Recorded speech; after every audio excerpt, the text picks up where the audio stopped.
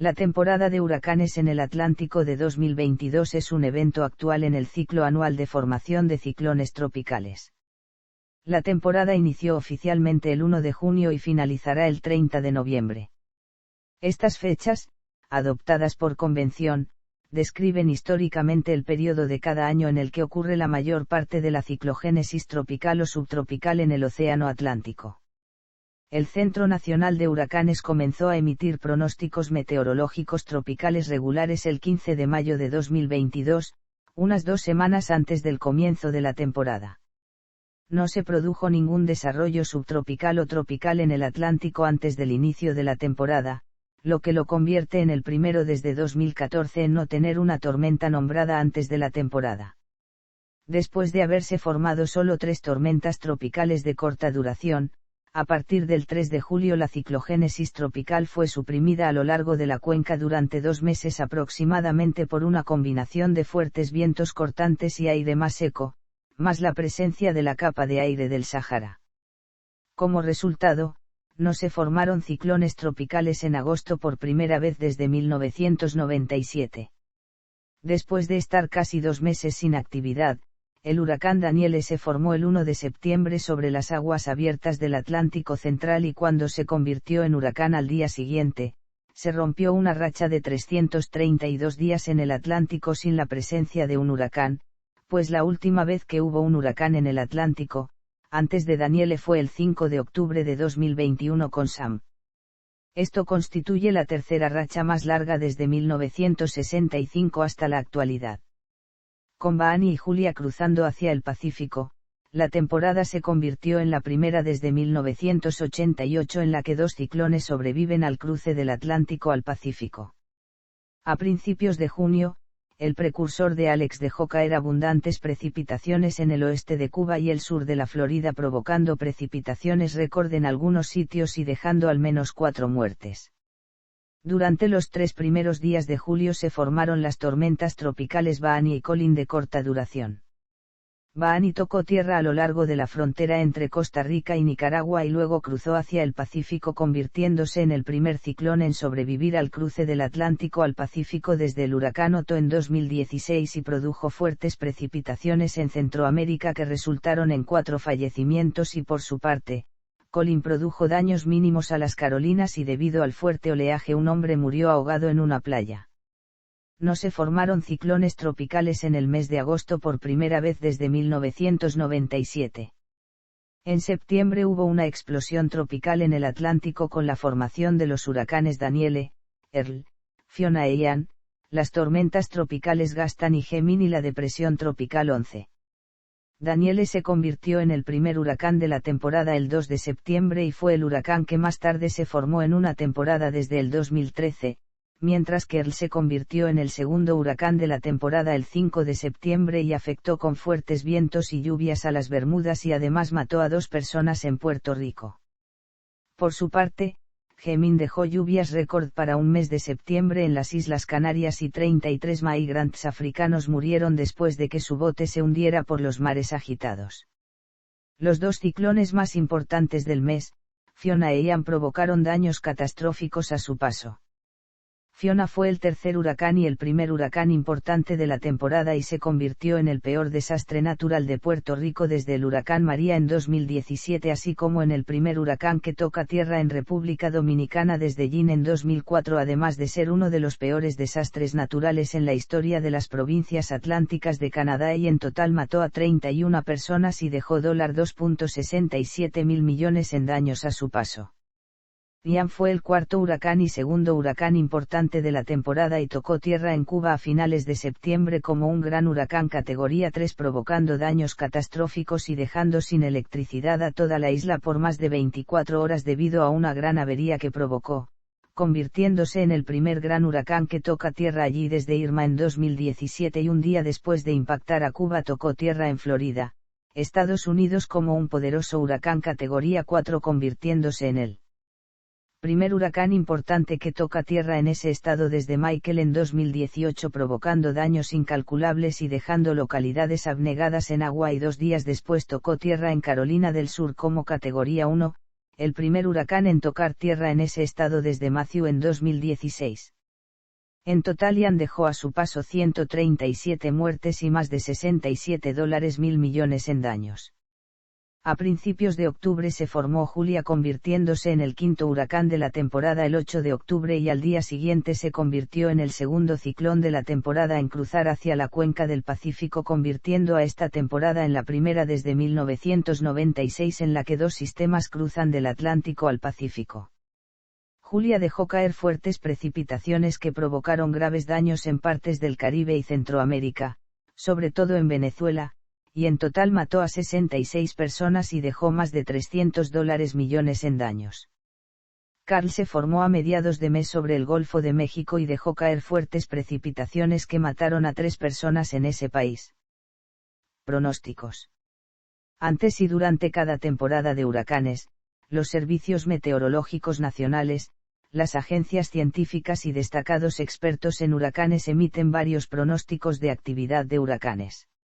Estos incluyen pronosticadores del Centro Nacional de Predicción de Huracanes y Clima de la Administración Nacional Oceánica y Atmosférica de los Estados Unidos, Tropical Storm Risk, la Met Office del Reino Unido y Philip J. Klotzbach, William M. Gray y sus asociados en la Universidad Estatal de Colorado.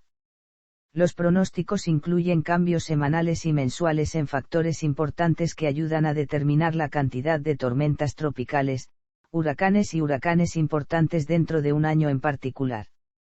Según Administración Nacional Oceánica y Atmosférica y CSU, la temporada promedio de huracanes en el Atlántico entre 1991 y 2020 contenía aproximadamente 14 tormentas tropicales, 7 huracanes, 3 huracanes mayores y un índice de energía ciclónica acumulada de 72 a 111 unidades. La Administración Nacional Oceánica y Atmosférica generalmente clasifica una temporada como superior al promedio, promedio o inferior al promedio según el índice ACE acumulativo, pero ocasionalmente también se considera el número de tormentas tropicales, huracanes y huracanes importantes dentro de una temporada. Previsiones de pretemporada. El 9 de diciembre de 2021, la Universidad Estatal de Colorado emitió un pronóstico de rango extendido para la temporada de huracanes de 2022, prediciendo una actividad ligeramente superior al promedio con 13 a 16 tormentas nombradas, 6 a 8 huracanes, 2 a 3 huracanes mayores y un índice ECA de aproximadamente 124 unidades. La TSR también emitió un pronóstico de rango extendido el 10 de diciembre de 2021. Sin embargo, pronosticó una actividad tropical cercana al promedio general con su índice ECA, anticipando la formación de 18 tormentas tropicales, 8 huracanes y 3 huracanes intensos durante la temporada. Uno de sus factores fue la expectativa de una condición neutral de El Niño oscilación del sur para el tercer trimestre de 2022. Sin embargo, dijeron que esta perspectiva tenía grandes incertidumbres. El 7 de abril de 2022, la Universidad Estatal de Colorado emitió su primer pronóstico estacional de rango extendido para la temporada de huracanes del Atlántico de 2022, pronosticando una actividad muy por encima del promedio, con 19 tormentas nombradas, 9 huracanes, 4 huracanes importantes y un índice ECA de 160 unidades. Los factores que respaldan una temporada activa de huracanes incluyeron temperaturas superficiales del mar por encima del promedio en el Océano Atlántico subtropical y el Mar Caribe, y un ENSO neutral frío o un patrón débil de la Niña, lo que corresponde a una baja probabilidad de que se produzca un El Niño.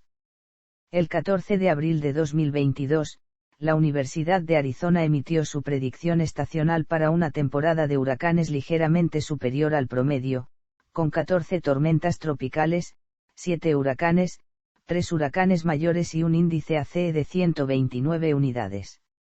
La Universidad Estatal de Carolina del Norte hizo su predicción para la temporada el 20 de abril y pronosticó una temporada superior a la media con 17 a 21 tormentas nombradas, 7 a 9 huracanes y 3 a 5 huracanes mayores. El 23 de mayo, UMO emitió su propio pronóstico para la temporada 2022, pronosticando una temporada superior al promedio con 18 tormentas nombradas, 9 huracanes y 4 huracanes importantes, con un 70% de probabilidad de que cada una de estas estadísticas caiga entre 13 y 23, 6 y 12, y 2 y 6, respectivamente. Al día siguiente, el Centro de Predicción Climática de la NOAA emitió sus pronósticos para la temporada, pronosticando un 65% de probabilidad de actividad por encima del promedio y un 25% de probabilidad de actividad por debajo del promedio, con 14-21 tormentas nombradas, 6-10 huracanes y 3-6 grandes huracanes. Previsiones en la media temporada. El 2 de junio, CSU actualizó su pronóstico estacional de rango extendido, aumentando la cantidad de ciclones tropicales a 20 tormentas con nombre, 10 huracanes, 5 huracanes importantes y un índice ACE general de 180 unidades. Esto se hizo después de un análisis posterior de las menores posibilidades de que se presente el Niño durante la temporada, así como de un Atlántico tropical más cálido que el promedio. El 17 de junio The Weather Channel emitió su pronóstico para la temporada, pronosticando la formación de 21 tormentas nombradas, 9 huracanes y 4 huracanes mayores. El 20 de junio la Universidad de Arizona actualizó su predicción estacional, muy similar a su predicción de abril, con 15 tormentas con nombre, 7 huracanes, 3 huracanes importantes y un índice ACE de 131 unidades. El 5 de julio, TSR publicó su tercer pronóstico para la temporada, aumentando ligeramente su número a 18 tormentas con nombre, 9 huracanes y 4 huracanes importantes. Esta predicción se basó en gran medida en la persistencia de la niña débil en el tercer trimestre del año. El 7 de julio, la Universidad de Colorado no hizo cambios en su predicción con respecto al anterior y mantuvo 20 tormentas con nombre, 10 huracanes y 5 huracanes importantes. El pronóstico actualizado de humo del 2 de agosto pronosticaba para la temporada un total de 16 tormentas con nombre, 6 huracanes y 4 huracanes importantes. El 4 de agosto, la NOAA emitió su pronóstico final para la temporada de 2022, disminuyendo su pronóstico con respecto al de mayo, pronosticando la formación de entre 14 a 20 tormentas con nombre, de 6 a 10 huracanes y entre 3 a 5 huracanes de gran intensidad. Ese mismo día, la Universidad de Colorado emitió su pronóstico final, disminuyendo también su pronóstico en relación con el de julio, pronosticando la formación de 18 tormentas nombradas, 8 huracanes y 4 huracanes de gran intensidad. Tanto NOAA como CSU, aunque bajaron sus pronósticos, predijeron que la temporada terminaría siendo más ocupada que el promedio de 30 años. Las revisiones se realizaron en parte debido al comienzo relativamente lento de la temporada, con solo 3 tormentas con nombre de corta duración a principios de agosto. El 18 de agosto The Weather Channel emitió su pronóstico final para la temporada, bajando igualmente su pronóstico con respecto al de junio con 17 tormentas con nombre, 7 huracanes y 3 huracanes de gran intensidad. Resumen de la temporada. La temporada de huracanes en el Atlántico de 2022 fue la primera temporada desde 2014 que no tuvo una tormenta con nombre antes del inicio oficial de la temporada el 1 de junio. La actividad comenzó con la formación de la tormenta tropical Alex el 5 de junio, después de varios días de desarrollo lento mientras atravesaba el Golfo de México y luego se movía sobre Florida Central. La tormenta alcanzó su punto máximo casi con fuerza de huracán antes de volverse extratropical sobre el Atlántico Norte Central. A principios de julio, la tormenta tropical Baani se formó en el sur del Mar Caribe y poco después tocó tierra cerca de la frontera entre Costa Rica y Nicaragua. Luego cruzó hacia la cuenca del Pacífico un día después, la primera tormenta en hacerlo desde el huracán Otto en 2016, donde se convertiría en un huracán de categoría 3. El mismo día que Baani cruzó, un sistema de baja presión sobre la costa de Carolina del Sur se organizó abruptamente en la tormenta tropical Colin. Colin fue una tormenta de corta duración, ya que se desorganizó poco después de formarse y se disipó al día siguiente sobre el este de Carolina del Norte. Luego cesó la actividad tropical y no se formaron ciclones tropicales en casi 2 meses. Se convirtió en la primera temporada sin formaciones de ciclones tropicales en agosto desde la temporada de 1997. Una perturbación sobre el Golfo de México durante la mitad del mes fue designada brevemente como ciclón tropical potencial 4, pero no se organizó en un ciclón tropical antes de moverse tierra adentro sobre el noreste de México. La actividad tropical finalmente se reanudó con la formación de la tormenta tropical Danielle sobre el Atlántico Central el 1 de septiembre. La tormenta se intensificó como el primer huracán de la temporada al día siguiente, convirtiéndose en el huracán que más tarde se forma en una temporada desde el 2013. Permaneció casi estacionario al oeste de las Azores durante varios días antes de moverse hacia el noreste y convertirse en extratropical el 8 de septiembre sin afectar ninguna área terrestre. Además, una perturbación de desarrollo lento al este de las Antillas Menores se organizó y se convirtió en la tormenta tropical la última hora del 2 de septiembre.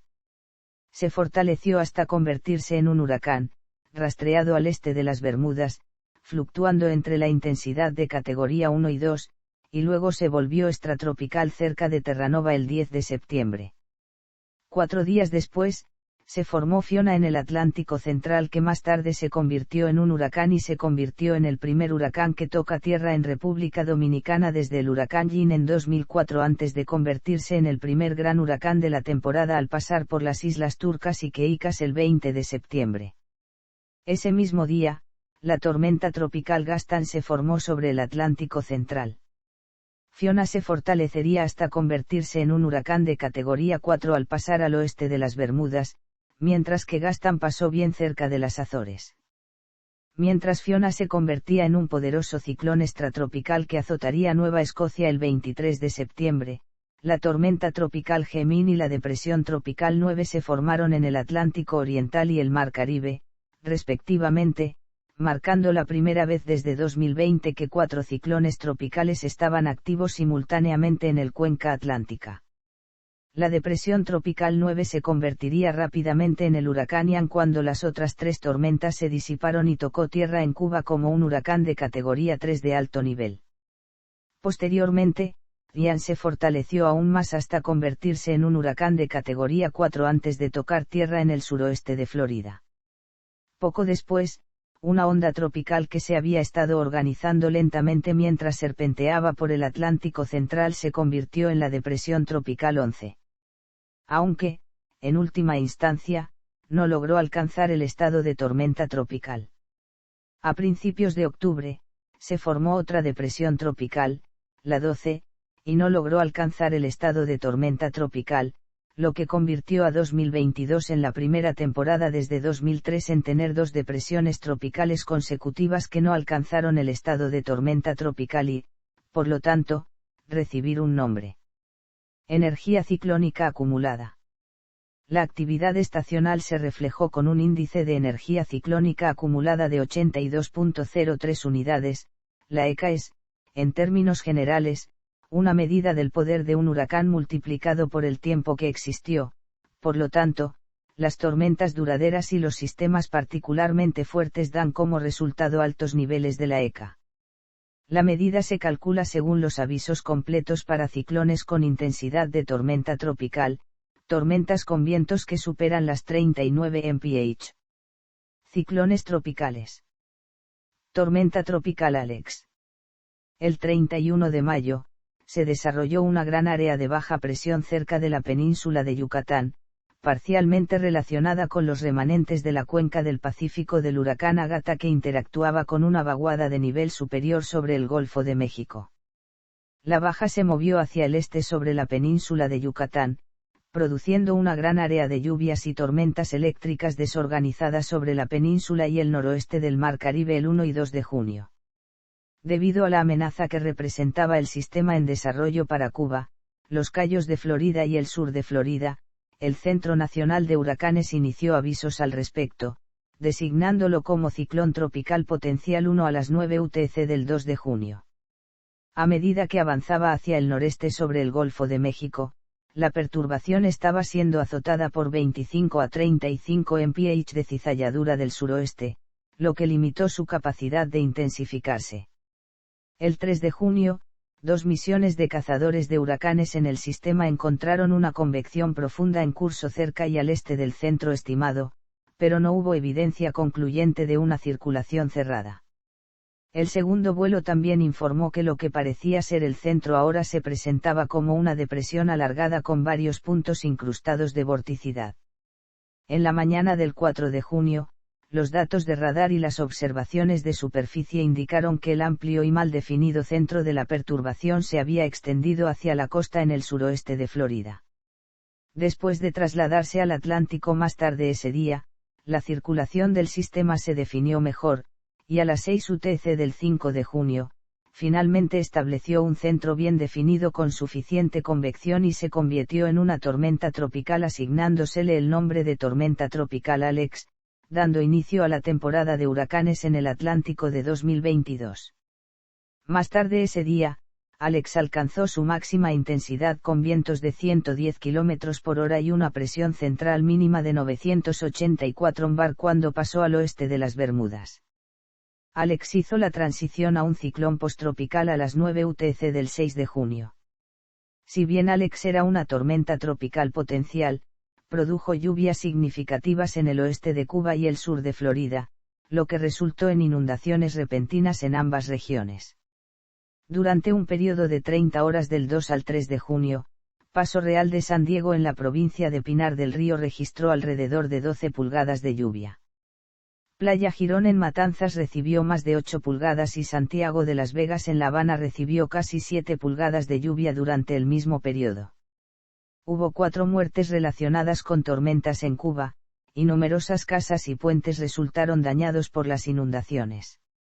Entre las 7 de la mañana hora local del 3 de junio y las 10 de la noche del día siguiente, Miami vio poco más de 11 pulgadas de lluvia, mientras que Hollywood tuvo poco más de 9 pulgadas. Naples, cerca de donde el centro estimado de la tormenta tocó tierra, también tenía cerca de 9 pulgadas. En todo el condado de Broward y el condado de Miami-Dade, hubo 3.543 cortes de energía combinados. Tormenta tropical Baani. Una onda tropical se movió frente a la costa noroeste de África el 23 de junio, produciendo un área grande pero desorganizada de chubascos y tormentas eléctricas. La circulación del viento en niveles bajos asociada con el sistema se definió mejor y la actividad de tormentas eléctricas aumentó el 25 y 26 de junio, a medida que avanzaba de oeste a oeste-noroeste hacia el extremo sur de las islas de Barlovento. Una misión de los cazadores de huracanes de la NOAA del 27 de junio informó vientos con fuerza de tormenta tropical en el lado norte de la perturbación, pero indicó que aún no había mostrado una circulación cerrada bien definida. Aunque aún no podía clasificarse como ciclón tropical, debido a la amenaza que representaba el sistema para las Antillas Menores, el Centro Nacional de Huracanes inició avisos sobre el sistema como potencial ciclón tropical 2 más tarde ese mismo día.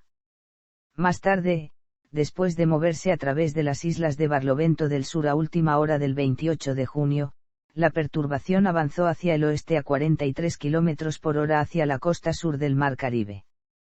Durante los próximos días, el sistema pasó justo al norte de Venezuela, donde se le impidió desarrollar una circulación distinta de bajo nivel debido a su rápida velocidad de avance y su interacción con la Tierra.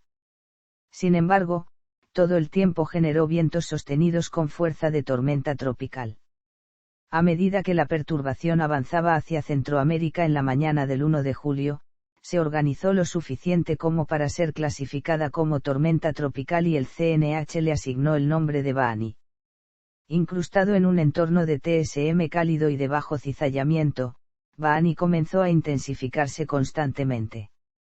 A las 3 UTC del 2 de julio, Baani tocó tierra cerca de la frontera entre Costa Rica y Nicaragua en su máxima intensidad dentro del Atlántico con vientos sostenidos de 85 km por hora y una presión central mínima de 997 bar. Baani luego cruzó Centroamérica y salió a la cuenca del Pacífico Oriental 12 horas después, marcando la primera vez que un ciclón tropical sobrevivió al cruce del Atlántico al Pacífico desde el huracán Otto en 2016. Después de su salida hacia el Océano Pacífico, Baani siguió intensificándose y se convirtió en un gran huracán de categoría 3. Baani y su perturbación precursora produjeron ráfagas de viento y fuertes lluvias a medida que avanzaba por el sur del Mar Caribe. En Nicaragua, las autoridades reportaron 4 muertes en relación con la tormenta. Tormenta tropical Colin. En la mañana del 1 de julio, se formó un área de baja presión frente a la costa de Savannah, Georgia, y se trasladó tierra adentro a través de la costa de Carolina del Sur más tarde ese mismo día. Durante este tiempo, el sistema se desarrolló inesperadamente con una convección profunda persistente que se formó cerca del centro y se organizó rápidamente. El 2 de julio, a las 9 UTC, los datos de radar indicaron que se había formado una tormenta tropical y se le asignó el nombre de Colin a unas 80 km al suroeste de Myrtle Beach, Carolina del Sur, con vientos sostenidos de 65 km por hora y una presión central estimada de 1011 bar. La tormenta se volvió cada vez más desorganizada más tarde ese día, y su circulación se alargó de norte-noreste a sur-suroeste. A las 3 UTC del 3 de julio, después de pasar por Wilmington, Carolina del Norte, Colin se había debilitado a una depresión tropical. El sistema se disipó sobre el este de Carolina del Norte 9 horas después, a las 12 UTC del 3 de julio. Tras su formación, se emitió un aviso de tormenta tropical desde el río South Santee, en Carolina del Sur, hasta Duck, Carolina del Norte, incluido Pamlico Sound. La mayoría de las fuertes lluvias y los fuertes vientos de Colin permanecieron sobre el Atlántico debido a su proximidad a la costa y una cizalladura del noroeste de alrededor de 35 km por hora. Los totales de lluvia tierra adentro oscilaron entre 51 y 76 milímetros en partes de las Midlands de Carolina del Sur hasta cerca de 180 milímetros cerca de Charleston, Carolina del Sur. Un evento del fin de semana del 4 de julio en Charleston fue cancelado debido a las inundaciones en el lugar del evento, al igual que un festival en Southport, Carolina del Norte. Los vientos de los remanentes de Colin produjeron olas altas a lo largo de la costa de Carolina del Norte el 3 de julio, y un hombre se ahogó en una playa en Oahu Island. Huracán Danielle. El 30 de agosto, se formó un área de baja presión a lo largo de una zona frontal en descomposición sobre el Atlántico subtropical central. La perturbación se organizó poco a poco y a las 9 UTC del 1 de septiembre se convirtió en una depresión tropical y se intensificó en la tormenta tropical Danielle a las 3 UTC de ese mismo día. La tormenta continuó fortaleciéndose y se convirtió en un huracán de categoría 1 el 2 de septiembre a las 3 UTC. Sin embargo, se estancó al día siguiente, se detuvo al sur de un bloqueo alto y se debilitó nuevamente hasta convertirse en una tormenta tropical. Más tarde, la tormenta comenzó a desplazarse hacia el oeste, donde volvió a convertirse en huracán durante la madrugada del 4 de septiembre.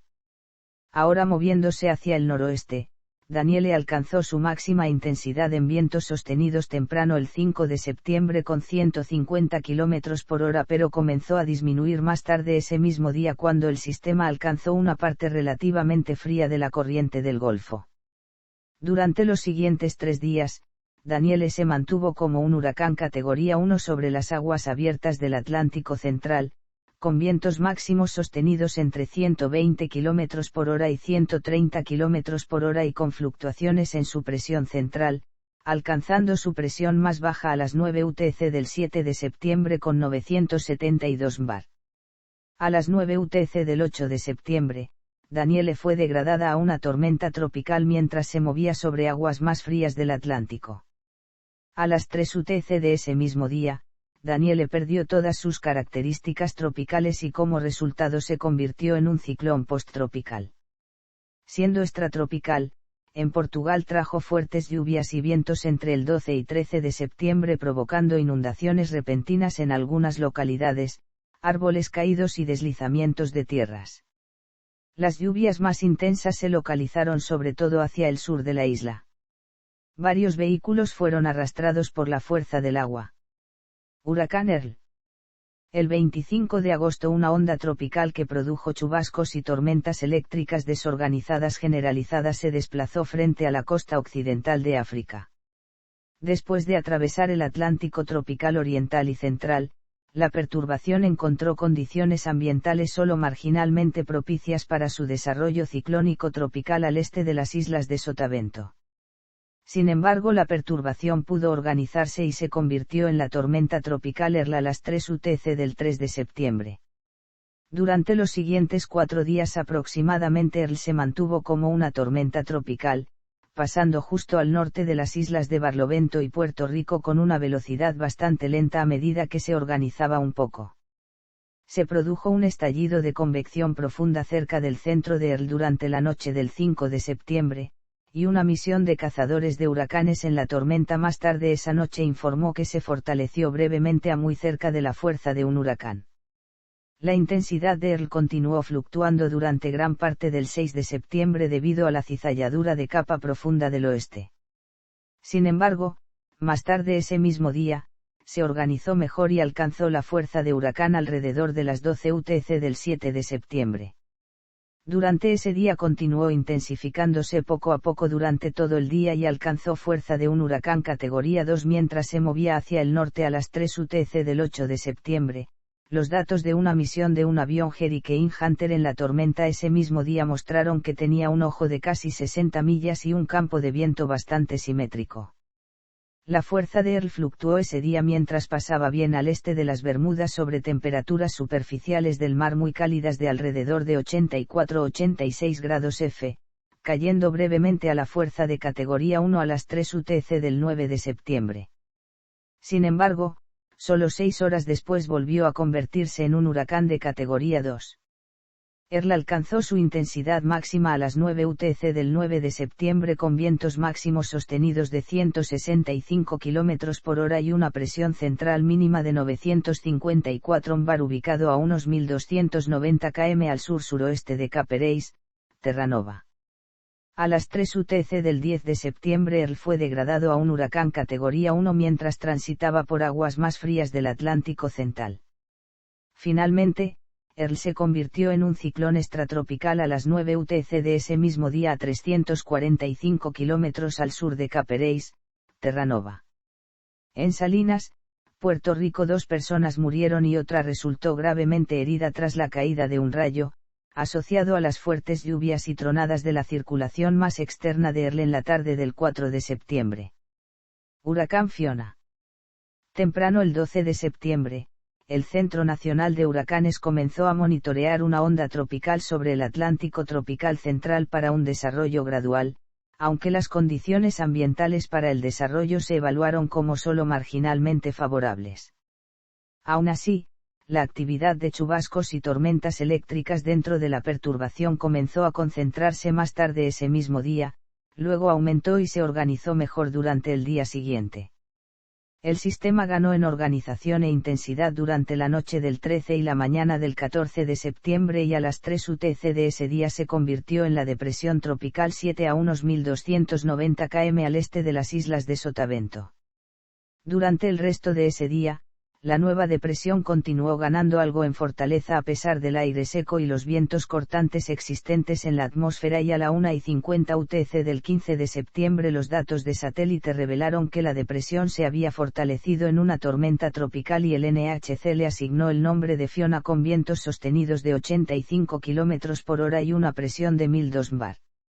Los vientos cortantes mantuvieron el centro de circulación de la tormenta expuesto con la convección desplazada hacia el este por lo que Fiona no podía intensificarse mucho. Sin embargo, durante la tarde de ese día un avión de reconocimiento de la NOAA investigó el sistema y descubrió que sus vientos habían subido ligeramente hasta los 95 km/h aunque su presión había subido hasta los 1006 bar.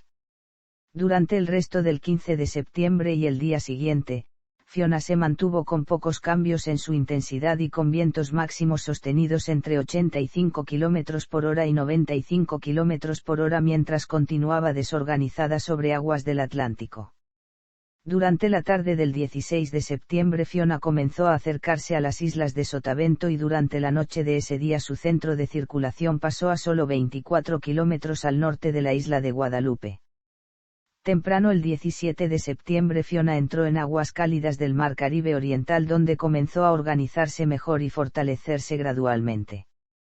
Moviéndose lentamente hacia el oeste-noroeste a una velocidad de 13 km por hora, Fiona se convirtió en un huracán categoría 1 en la tarde del 18 de septiembre con vientos máximos sostenidos de 130 km por hora y una presión central mínima de 987 en bar, localizado a unos 80 km al sur de Ponce, Puerto Rico.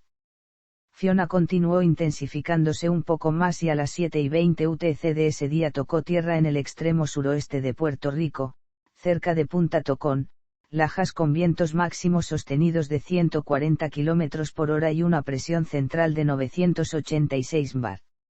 Después de tocar tierra brevemente en terreno boricua, Fiona salió al Canal de la Mona, donde continuó intensificándose, llegando a desarrollar claramente un ojo, y a las 7:30 UTC del 19 de septiembre tocó tierra en Boca de Yuma, La Altagracia, en la República Dominicana, con vientos sostenidos de 150 km por hora y una presión mínima estimada en 977 en bar, convirtiéndose en el primer huracán que toca tierra en territorio dominicano desde el huracán Jeanne en 2004.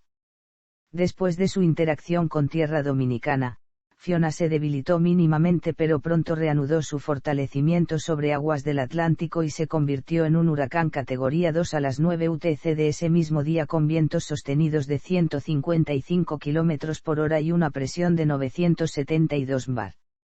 Las cálidas temperaturas de la superficie del mar, entre otros factores, fueron determinantes para que Fiona continuara intensificándose y se convirtiera en el primer huracán importante de la temporada a las 6 UTC del 20 de septiembre, al alcanzar vientos de un huracán categoría 3 de 185 km por hora y una presión mínima de 967 en bar. Poco más tarde, Fiona amenazó seriamente a la isla Gran Turca en Islas Turcas y Caicas, pasando a una distancia de apenas 15 kilómetros al noroeste de ella y haciéndose sentir fuertemente allí con vientos huracanados. A las 6 UTC del 21 de septiembre, Fiona se convirtió en un poderoso huracán categoría 4 al alcanzar vientos de 215 kilómetros por hora y una presión de 942 bar. Fiona alcanzó su intensidad máxima como un poderoso huracán categoría 4 a las 12 UTC del 23 de septiembre con vientos máximos sostenidos de 215 km por hora y una presión mínima de 932 bar, ubicado a unos 455 km al oeste-suroeste de Bermudas. Después de alcanzar su máxima intensidad, Fiona pasó cerca de Bermudas temprano el 23 de septiembre. Fiona fluctuó en intensidad durante ese día y se debilitó brevemente a un huracán categoría 3 durante la mañana. Pero en horas de la tarde volvió a convertirse en un huracán de categoría 4 a más de 400 kilómetros al norte de Bermudas. Fiona comenzó durante la noche su transición a un poderoso ciclón posttropical y su presión fluctuó durante este periodo entre los 940 y 935 bar, mientras que de nuevo fue degradada a un huracán categoría 3. Finalmente, a las 3 UTC del 24 de septiembre, Fiona completó la transición a un ciclón posttropical a 220 kilómetros al este de Halifax, Canadá. Siendo extratropical, Fiona impactó a Nueva Escocia, Canadá, con vientos de huracán categoría 2. Los impactos de Fiona fueron generalizados en varios países y mortales. Dejó 28 muertes a su paso por el Caribe y 3 muertes más en Canadá. Una persona murió en la isla caribeña de Guadalupe después de ser arrastrado junto a su casa por la crecida de un río debido a fuertes lluvias de Fiona.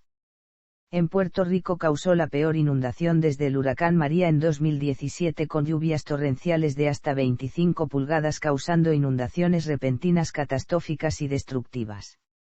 Se produjo un apagón en toda la isla. Un tercio de la población del país se quedó sin agua y al menos 25 personas murieron allí. En Nagua, República Dominicana, Fiona causó la muerte de un hombre de 72 años que intentaba podar un árbol en el patio de su casa cuando éste le cayó encima. Se confirmó otra muerte más poco después. Además, en ese país dejó alrededor de 12.000 desplazados, casi 60 casas afectadas, más de 11.500 clientes sin servicio eléctrico, ríos desbordados, la caída de un puente y varios árboles derribados. En las Islas Turcas y Caicas, fuertes lluvias e inundaciones azotaron a ese territorio junto con fuertes vientos. Fiona también fue el ciclón posttropical más intenso que haya impactado a Canadá desde que se tiene registro, según la presión atmosférica, dejando 3 muertes allí y daños severos. Fiona dejó a su paso un daño estimado en pérdidas de $2.67 mil millones. Tormenta tropical Gaston. El 16 de septiembre, el NHC comenzó a monitorear una onda tropical sobre el Atlántico tropical central en busca de un posible desarrollo lento. Un canal de baja presión se formó dentro de una parte de la ola al día siguiente, mientras se movía lentamente hacia el norte. La baja se organizó gradualmente durante los días siguientes y, al producir un centro bien definido y una convección profunda persistente, se convirtió en la depresión tropical 8 a las 3 UTC del 20 de septiembre a 1785 kilómetros al oeste-suroeste de las Islas Azores. La depresión se fortaleció un poco más y se convirtió en la tormenta tropical Gaston a las 9 UTC de ese mismo día. Primero moviéndose hacia el norte-noreste y luego generalmente hacia el este próximo a las Azores, Gaston alcanzó su máxima intensidad a las 3 UTC del 23 de septiembre con vientos máximos sostenidos de 100 km por hora y una presión mínima central de 995 bar ubicado a 180 km al norte de la isla Fayal en las Islas Azores. Después de alcanzar su máxima intensidad como una tormenta tropical moderada, comenzó a debilitarse más tarde ese día acercándose a las Azores durante el resto de ese día y 24 de septiembre donde se sintieron vientos con fuerza de tormenta tropical en algunas islas. A medida que la tormenta se acercaba a las Azores occidentales el 23 de septiembre, comenzó un bucle anticiclónico a lo largo del lado sur de una cresta de nivel medio, que se completó al día siguiente. Finalmente Gaston se convirtió en un ciclón posttropical a las 3 UTC del 26 de septiembre mientras estaba ubicado a 825 kilómetros al oeste de la isla Fayal en las Islas Azores. Huracán Ian. El 19 de septiembre, el Centro Nacional de Huracanes comenzó a seguir una onda tropical al este de las islas de Barlovento para un posible desarrollo tropical durante los días posteriores. 2 días después el sistema entró al sureste del Mar Caribe y pasó sobre Trinidad y Tobago, luego cerca de las islas ABC y la costa caribeña de Venezuela y Colombia. El 22 de septiembre, mientras se movía hacia el oeste-noroeste, el sistema mostró signos de una organización creciente, aunque una cizalladura moderada del viento generada por el flujo de salida en el nivel superior del huracán Fiona que se encontraba al norte de Bermudas estaba inhibiendo el desarrollo de un ciclón tropical. Aún así, la perturbación pudo formar una circulación definida más tarde ese día y su convección luego aumentó y persistió durante la noche y madrugada del 23 de septiembre y a las 9 UTC de ese día se convirtió en la depresión tropical 9 a 985 kilómetros al este-sureste de Kingston, Jamaica. Durante el resto de ese día, debido a que todavía se encontraba en un ambiente de cizalladura moderada, poco a poco la nueva depresión fue ganando algo en organización y se convirtió en la tormenta tropical Ian a las 3 UTC del 24 de septiembre. Debido a la fuerte cizalladura del viento, Ian permaneció como una tormenta tropical débil durante el resto de ese día y hasta mediados del 25 de septiembre donde la cizalladura del viento generada por la lejana Fiona desapareció por completo, cuando la tormenta entró en aguas del Mar Caribe Central, donde encontró condiciones muy favorables para su intensificación como, baja cizalladura del viento, temperaturas cálidas de la superficie del mar de alrededor de 30 grados y una humedad relativa de nivel medio favorable. En entorno favorable Ian se organizó mejor y comenzó un periodo de rápida intensificación a partir de las 12 UTC del 26 de septiembre convirtiéndose en un huracán de categoría 1 a las 9 UTC de ese día al sostener vientos de 120 km por hora y bajar su presión a 983 bar ubicado en ese momento a 150 km al suroeste de Gran Caimán. Apenas 12 horas después de ser huracán, a las 9 UTC de ese día un vuelo de cazadores de huracanes encontró que Ian se había fortalecido hasta ser un huracán categoría 2 con vientos de 155 km por hora y una presión de 972 bar a medida que se acercaba al extremo occidental de Cuba. La intensificación explosiva de Ian no se detuvo y se convirtió en el segundo huracán mayor de la temporada a las 6:30 UTC del 27 de septiembre al alcanzar vientos de un huracán categoría 3 de 185 km por hora y una presión de 956 bar mientras se encontraba muy próximo a tocar tierra en Cuba. 2 horas después, a las 8:30 UTC de ese día, Ian tocó tierra cerca de La Coloma, en la provincia cubana de Pinar del Río, como un huracán de categoría 3 de alto nivel al borde de la categoría 4, con vientos sostenidos de 205 km por hora y una presión central mínima de 952 bar, convirtiéndose en el primer huracán mayor que toca tierra en Cuba desde Irma en 2017. Después de unas 6 horas sobre tierra, Ian dejó a Cuba cerca de la localidad de Puerto Esperanza y emergió hacia el Golfo de México, todavía como un gran huracán, pero debido a su interacción con tierra cubana sus vientos bajaron hasta los 185 km/h y su presión subió hasta 963 bar. En la tarde de ese día, Ian aumentó un poco sus vientos y bajó su presión, y durante la noche de ese día y madrugada del 28 de septiembre, el huracán afectó directamente el Parque Nacional Dray Tortugas en los Cayos de la Florida con vientos sostenidos de 195 km por hora mientras se sometía a un ciclo de reemplazo ocular.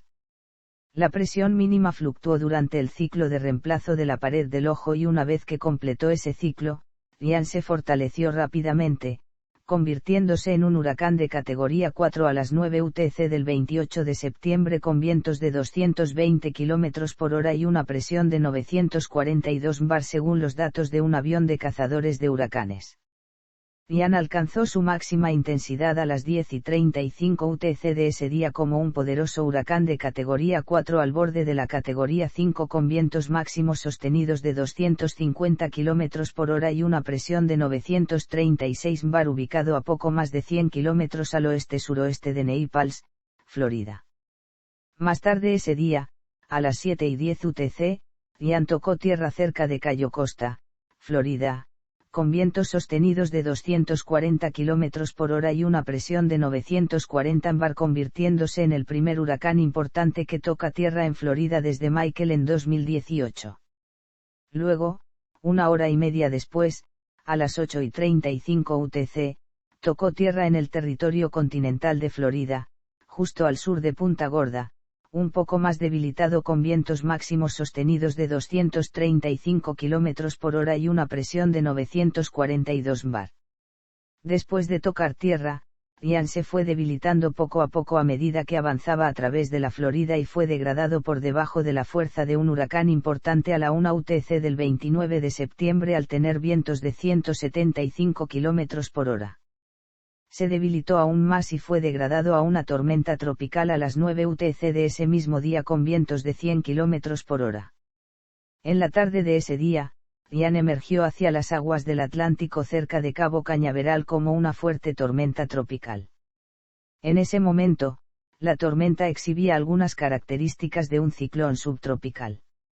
Aún así, siguió siendo un ciclón tropical híbrido ya que mantuvo un núcleo cálido.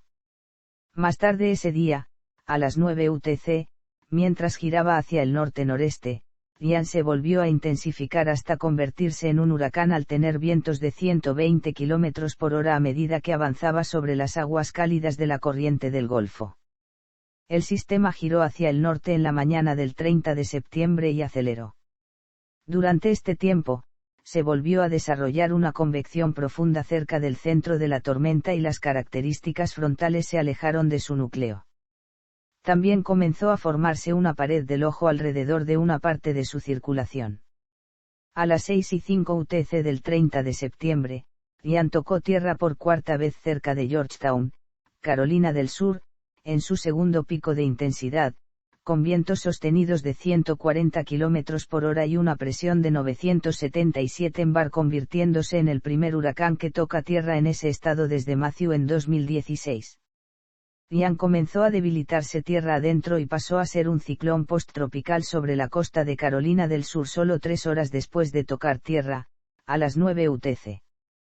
Catastróficos fueron los daños que provocó Ian a su paso por Cuba y los Estados Unidos. Ian tocó tierra en Cuba en la madrugada del 27 de septiembre, provocando que las provincias de Pinar del Río y Artemisa junto con el municipio especial Isla de la Juventud se quedaran sin electricidad. En Pinar del Río, donde tocó tierra, Ian dejó afectaciones parciales o totales en aproximadamente el 50% de las viviendas. En la tarde del 27 de septiembre toda la isla se quedó sin electricidad debido a una gran falla en el sistema eléctrico nacional que provocó Ian a su paso. Se han confirmado al menos 3 muertes en Cuba y cuantiosas pérdidas materiales. Ian causó daños catastróficos en partes del suroeste de Florida, principalmente por inundaciones debidas a meralladas ciclónicas extremas y lluvias. El mar se retiró violentamente de la bahía de Tampa. Calles y pueblos inundados completamente dejó Ian cerca de donde tocó tierra. Millones de personas se quedaron sin electricidad tras la tormenta y varios habitantes se vieron obligados a refugiarse en sus techos. Se presume que Ian es uno de los peores ciclones tropicales que ha golpeado a la Florida. En total, el huracán Ian ha causado al menos 137 muertes, incluidas 5 personas en Cuba y 132 en Estados Unidos y en total dejó $67.2 mil millones en daños. Tormenta tropical Gemín. El 22 de septiembre, una onda tropical que estaba siendo monitoreada por el NHC emergió de la costa de África Occidental hacia el Atlántico tropical al este de Cabo Verde. Rápidamente comenzó a organizarse y fortalecerse y se convirtió en la depresión tropical 10 a las 3 UTC del 23 de septiembre a unos 495 km al este-noroeste de Cabo Verde, luego se fortaleció en la tormenta tropical Gemín a las 9 UTC de ese mismo día. Cuando se convirtió en tormenta tropical, Gemín alcanzó su intensidad máxima con vientos de 65 km por hora y una presión de 1002 bar y es uno de los pocos ciclones tropicales registrados que se forman en este extremo este y se desplazan entre las islas de Cabo Verde y la costa de África. El desarrollo más allá de una tormenta tropical débil se vio obstaculizado por la cizalladura del suroeste hasta el día siguiente, ya que se movía hacia el norte dejando caer fuertes lluvias en las Islas Canarias. Debido a la cizalladura y aire seco, Gemín se debilitó hasta convertirse en una depresión tropical a las 9 UTC del 24 de septiembre. Poco después, a las 9 UTC del 25 de septiembre degeneró en un ciclón posttropical a 935 kilómetros al norte-noreste de las islas de Cabo Verde. Múltiples barcos de migrants que navegaban desde el Sáhara Occidental a las Islas Canarias se encontraron con mares agitados producidos por Gemín. Más de 100 personas fueron rescatadas el 24 y 25 de septiembre. Un bote que transportaba a 34 personas se perdió en la tormenta, solo una persona sobrevivió y fue rescatada después de estar a la deriva en el mar durante 9 días. Gemín trajo lluvias históricas al oeste de las Islas Canarias durante un lapso de 3 días. Las acumulaciones alcanzaron los 345 mm en La Palma, más de 20 veces la lluvia normal para el mes de septiembre. Muchas áreas informaron más de 100 milímetros de lluvia durante todo el evento. La lluvia interrumpió significativamente los viajes aéreos y dañó las carreteras en todo el archipiélago. Muchas estructuras sufrieron inundaciones y los daños totales están en el entorno de los $9.8 millones. Aproximadamente 3.000 clientes se quedaron sin electricidad, y la restauración del servicio tomó hasta 5 días en algunos lugares. Sin embargo, los residentes informaron apagones que duraron más de lo indicado. Se esperaba que las reparaciones de las carreteras tomaran al menos 5 meses. Más de 140 vuelos fueron cancelados en todo el archipiélago. Depresión tropical 11.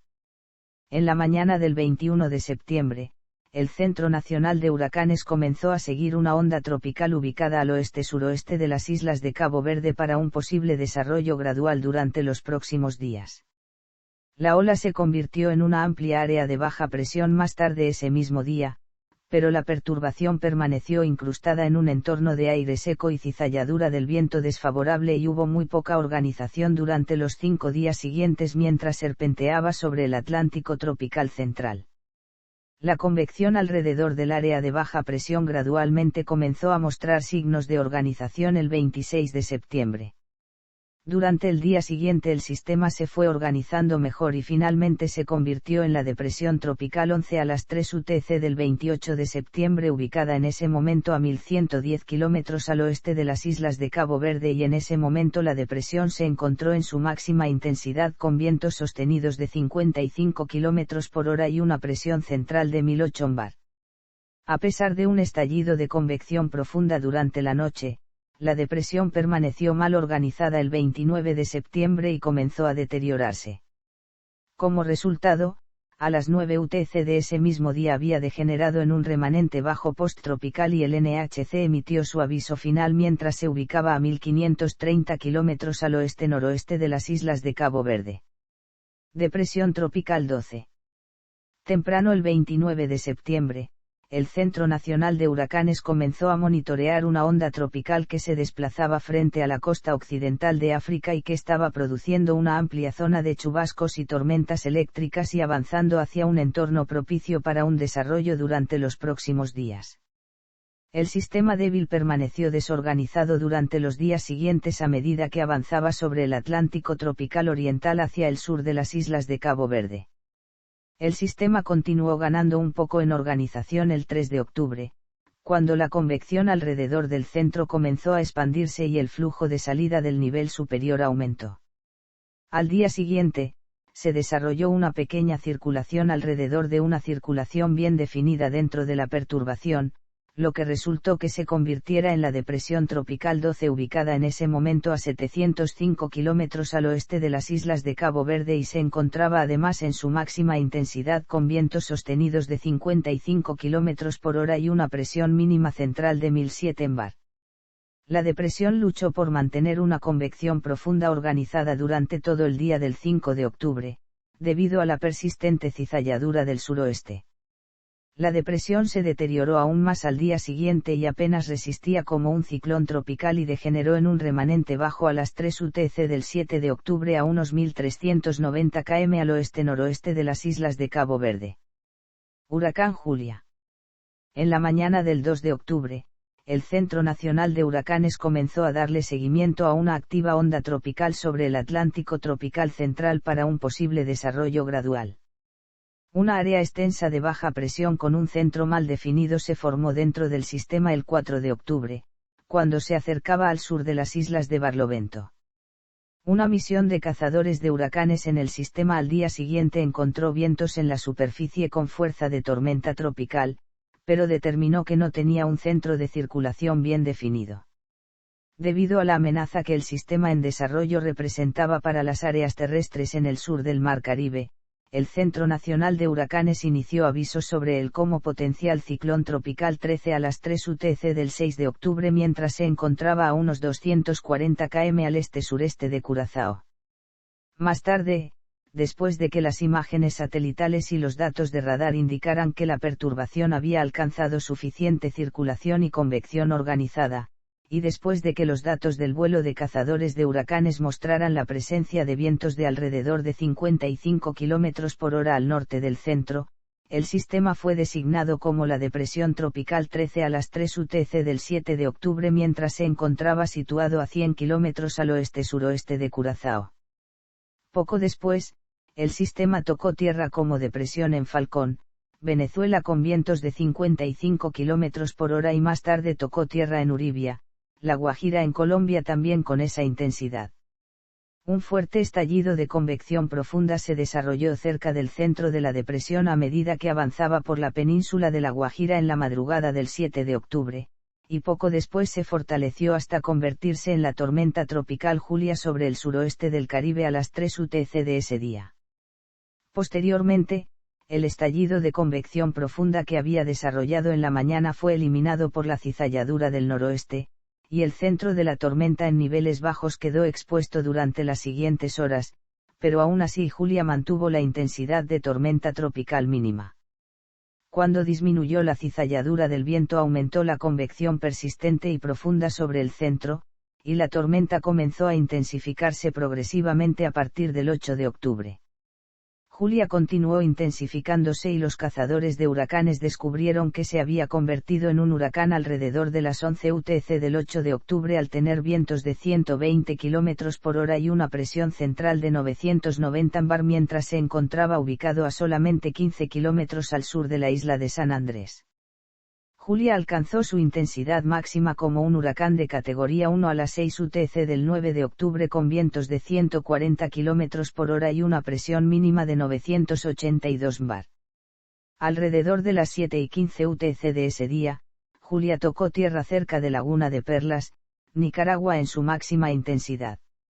Luego, el sistema se debilitó gradualmente a medida que avanzaba hacia el oeste sobre Nicaragua y fue degradada a una tormenta tropical a las 3 UTC de ese día, aunque mantuvo una circulación bien definida y persistió convección profunda cerca del centro.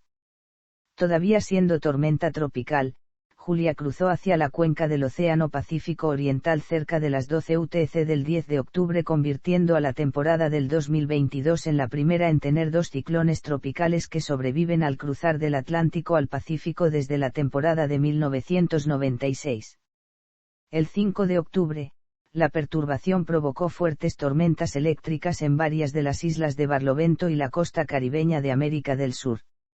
Más de 2 pulgadas de lluvia cayeron en Trinidad y Tobago en menos de media hora, lo que provocó importantes inundaciones repentinas.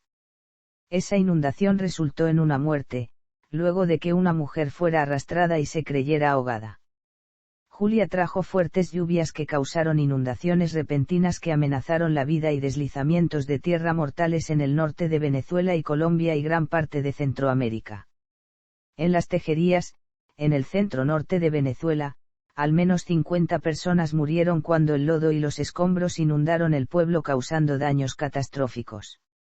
En Centroamérica fuertes lluvias y vientos, inundaciones repentinas, meralladas ciclónicas, derrumbes totales y parciales de viviendas, caída de árboles, crecidas de ríos y arroyos mortales fueron los daños más graves que se reportaron en toda la región. Julia en total mató a 66 personas a su paso, 54 en Venezuela, 5 en Nicaragua, 4 en Honduras, 2 en Panamá y 1 en Trinidad y Tobago. Tormenta tropical Karl. El 10 de octubre, el Centro Nacional de Huracanes comenzó a monitorear un área de clima perturbado sobre Guatemala para un posible desarrollo ciclónico tropical de forma gradual y que estaba asociado a una parte de los restos de Julia. Posteriormente, la baja se desplazó sobre la bahía de Campeche, donde las condiciones eran propicias para un mayor desarrollo. Allí se organizó y se fortaleció rápidamente y se convirtió en la tormenta tropical Karl a las 9 UTC del 11 de octubre con vientos máximos sostenidos de 65 km por hora y una presión central de 1008 bar ubicado en ese momento sobre el Golfo de Campeche y a unos 195 km al este-noreste de Veracruz, México. Una misión de cazadores de huracanes en la tormenta en la tarde del 12 de octubre encontró que Karl había alcanzado su intensidad máxima en cuanto a vientos máximos sostenidos con 95 km por hora mientras se movía lentamente hacia el norte a razón de 6 km por hora. Sin embargo, el aumento de la cizalladura del viento comenzó a debilitar la tormenta a principios del 13 de octubre y Karl se estancó sobre el suroeste del Golfo de México. Sin embargo, la presión central de Karl comenzó a caer ligeramente después de que comenzó a moverse hacia el sur-sureste a medida que avanzaba el día y alcanzó su presión más baja con 998 bar a las 3 UTC del 14 de octubre. La cizalladura moderada del noroeste y el aire más seco en los niveles medios continuaron impidiendo que Karl se fortaleciera el 14 de octubre, a medida que avanzaba hacia la costa del sur de México. Las imágenes satelitales de esa mañana mostraron que la densa nubosidad alrededor del centro de bajo nivel de la tormenta se había vuelto más simétrica durante la noche, con sus fuertes tormentas concentradas al sureste del centro. En la tarde del 14 de octubre, el aire seco y la cizalladura del viento deterioraron a Karl en gran medida dejándolo sin convección alguna y como resultado de esto se debilitó a una depresión tropical a las 3 UTC del 15 de octubre. Finalmente Karl se deterioró en un remanente bajo a las 9 UTC del 15 de octubre a 125 kilómetros al oeste de la ciudad del Carmen, Campeche en México. En Chiapas, México. Las fuertes lluvias asociadas a los restos de Karl dejaron 3 fallecidos, la evacuación de más de 1.000 personas y más de 22.700 damnificados.